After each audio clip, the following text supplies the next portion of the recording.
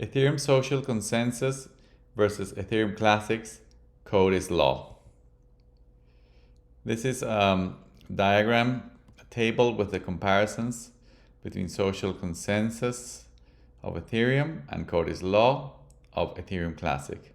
In terms of security of last resort, Ethereum believes in people and Ethereum Classic believes in proof of work.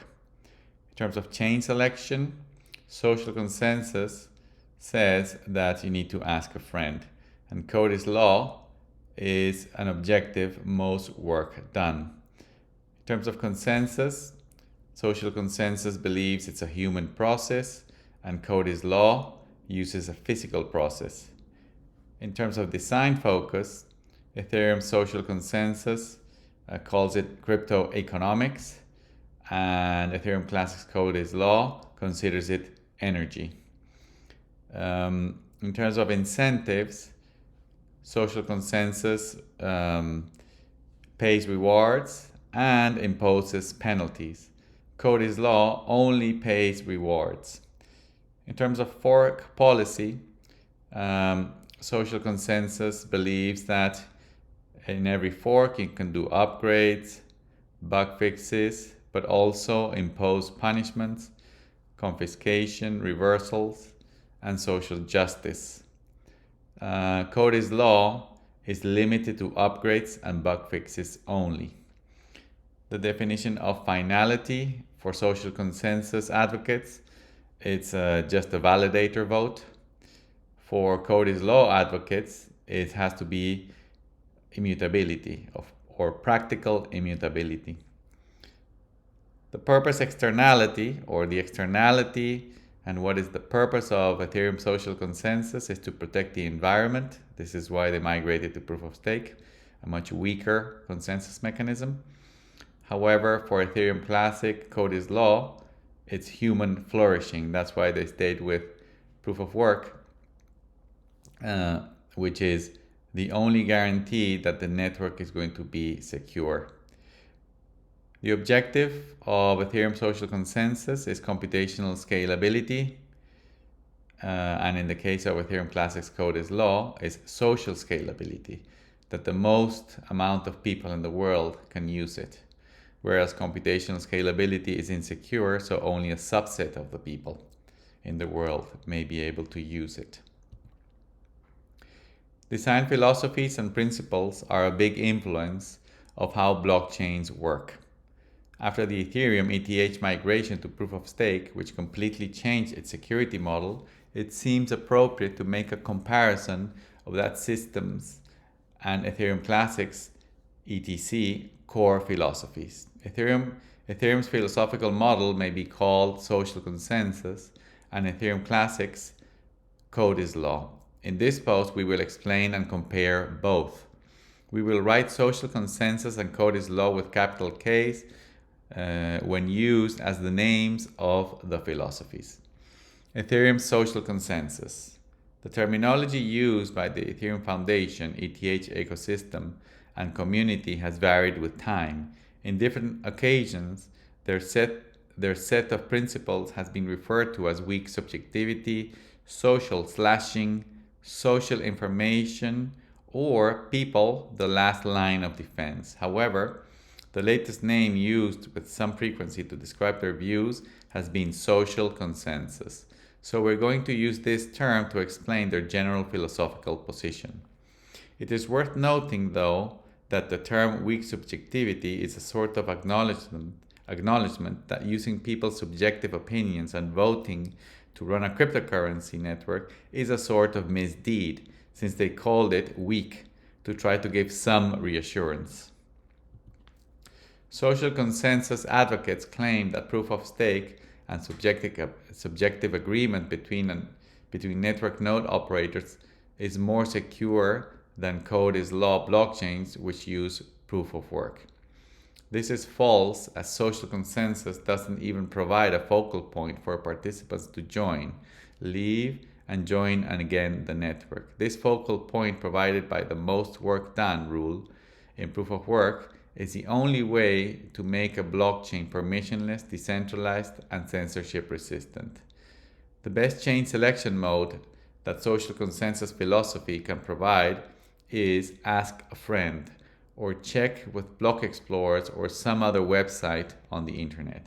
This truly weak decision-making process of social consensus and proof of stake stems from two beliefs they hold: that blockchain consensus is a human process, not a mechanical physical process; that humans are pretty good at achieving consensus in the long run.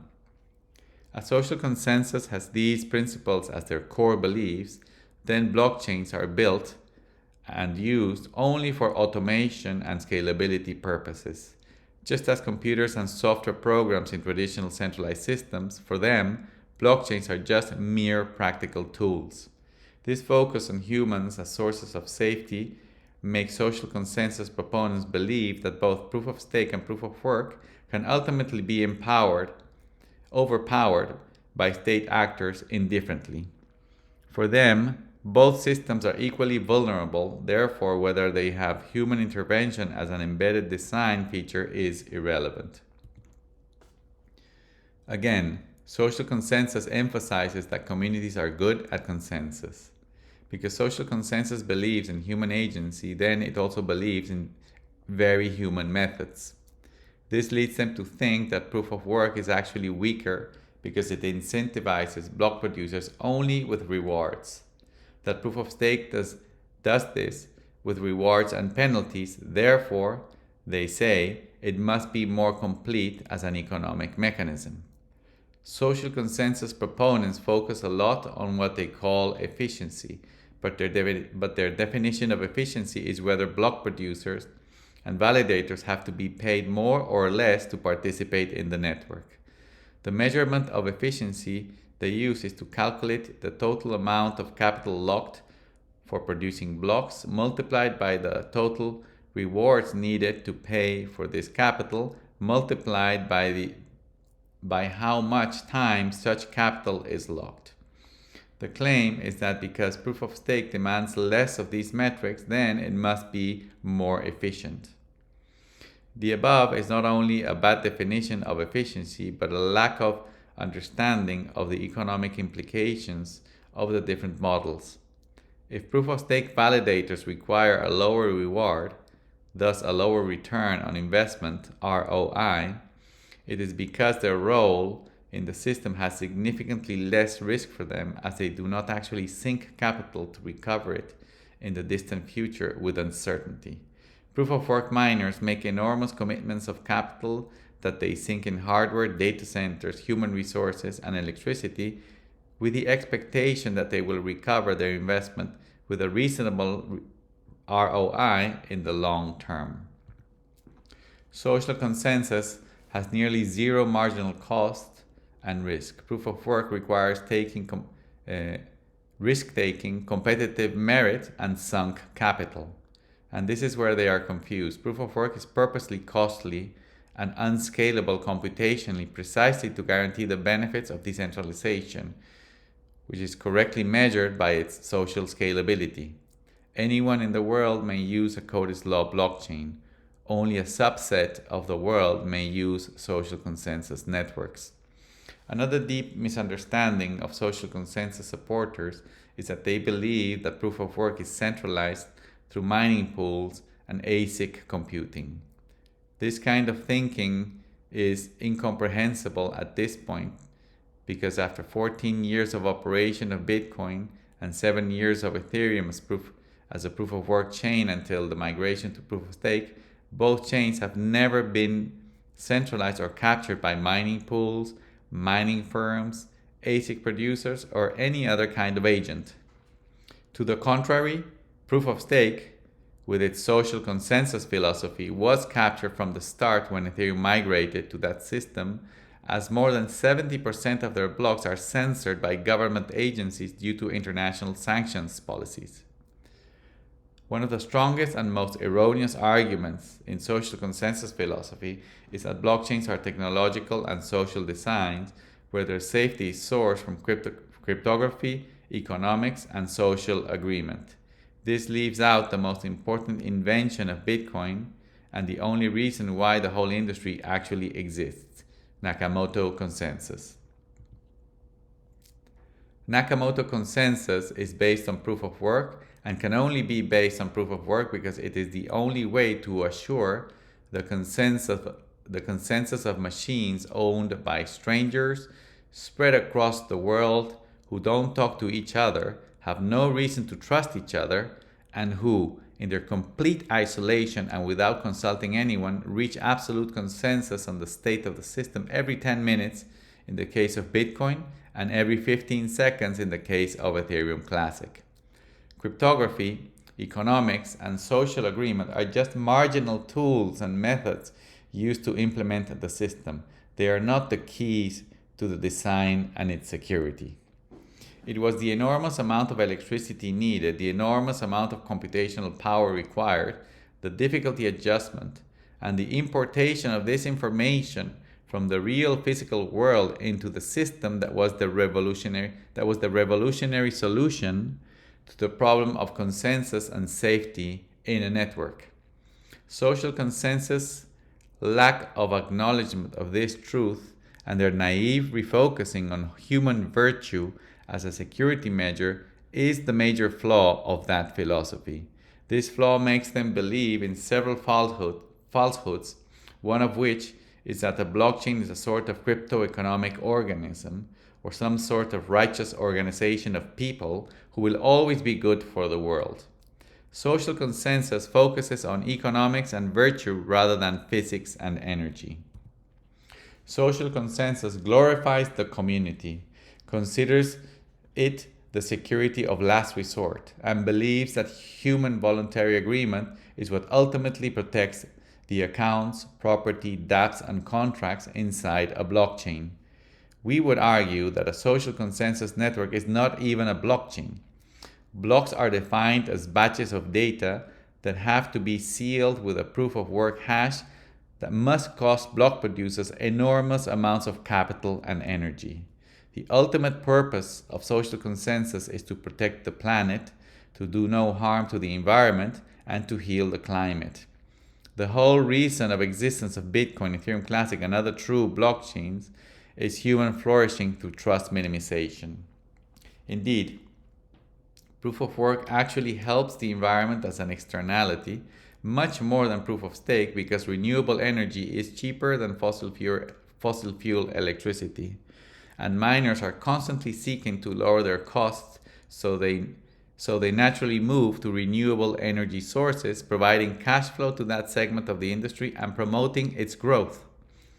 As social consensus believes in human agency, but human agency is prone to cheating, then penalties through slashing are required. Also, forks to reverse the chain, confiscate funds, slash bad actors, and change the history of the chain by majority voting are perfectly fine in that philosophy. If trust in intermediaries and human intervention were never the problem, then why was trust minimization even a concern? Of course, social consensus has very little awareness of the perils that their actions and intervention will bring. It is unlikely that any actor in the network that is slashed by social consensus will passively accept a significant loss of their capital without a fight. Lawsuits and legal bureaucracy will be the name of the game in social consensus, in the social consensus world. In social consensus philosophy, finality is defined as a 66% vote of validators. This seems to be strong for the naive eye, but it is just a mirage. It really means that with only 33% of bad actors, the network may be disrupted. This has been the vulnerability that has existed in competing networks since they were invented. To describe finality as a vote is like saying that finality can be decreed by law or by a government. It is precisely because this is not true that Satoshi Nakamoto invented Bitcoin. Ethereum Classic exists, and cypherpunks had been working on these technologies for decades. However, people are the last defense of for social consensus advocates. Governance is paramount as an emergency response, and the DAO hard fork is regarded as an accomplishment. Ethereum Classic's code is law. In Ethereum Classic, the term code is law has been unequivocal, unambiguous, determined, and clear since the day that Ethereum split from the original blockchain on July 20th of 2016 on block 1,920,000. Code is law is as inextricably linked to proof of work as social consensus must escape it. Proof of work is the most secure consensus mechanism known to humankind for reaching consensus on the state of a peer-to-peer network. Code is law is a principles first philosophy. All the rest comes after. Code is law means unstoppability, no downtime, censorship resistance, and the thorough minimization of the influence of third parties. These features are the only ones that can guarantee that the network will not be captured or influenced by special interests. Code is law advocates believe in freedom from censorship, immutability, and that decentralized applications must run exactly as programmed. Immutability, decentralization, and complete neutrality, which means no intervention by supposedly virtuous humans, is the only way to guarantee zero discrimination of anyone. Code is law beliefs include pseudo-anonymity, decentralization, a rejection of decisions by voting, and a rejection of irregular state changes to the network. Code is law philosophy has the knowledge that its root at its root that superficial things like funds recoveries, returns to legitimate owners, and on-chain on-chain manual interventions are wrong, not right. And they are wrong because nothing guarantees that such human interventions will not be used against the capital, applications, and transactions of users. For code is law to be true, and it is true in ETC, the ledger must be inviolable and immutable. The greater good in social consensus is a false promise. It is actually completely opposite to the safety of the property agreements and transactions of individuals. Proof of work is the only mechanism known to man that guarantees permissionlessness, decentralization, censorship resistance, and immutability. And these features guarantee no discrimination against any nationality, culture, creed, politics, race, or human condition. Where social consensus believes people are good, code is law believes people are the problem we were trying to solve in the first place. Code is law means trust minimization and that Ethereum Classic cannot be shut down or intervened. This has been proven multiple times in its history. Forks are only to fix bugs or make necessary upgrades, nothing more. If social consensus were used for any kind of good change, then what prevents it to be used for any change? The only solution is no social consensus. Thus, code is law. Code is law means no change and the sanctity of the ledger. Anyone, anywhere in the world, even refrigerators can use ETC. This is only possible with complete neutrality. And neutrality is only possible with true immutability. Governance doesn't even exist in code is law. This is why neither ETC nor Bitcoin have foundations or leaders. Code is law is about rough consensus, which is free adoption, free and unlimited participation, and no tyranny of the elites or voting majorities. This makes the blockchain anti-fragile. Code is law does not mean it supports crooks and thieves. Indeed, the worst crooks and thieves are actually kept out of it, and the petty ones can be dealt with through the normal and time-tested channels of legal systems and law enforcement. Code is law is on the blockchain. Executions and transactions are final and immutable. It has nothing to do with human law. It is like the laws of physics. The communities of Ethereum, Bitcoin, and Ethereum Classic cannot have the knowledge or capability for dealing with the disputes of billions of people worldwide. There's no such thing as blockchain justice. The resolution of these things must be carried out outside of the blockchain. The only answer is neutrality. Therefore, code is law philosophy. Thank you for watching this Ethereum Classic video. To learn more about ETC, please go to ethereumclassic.org. Thank you very much.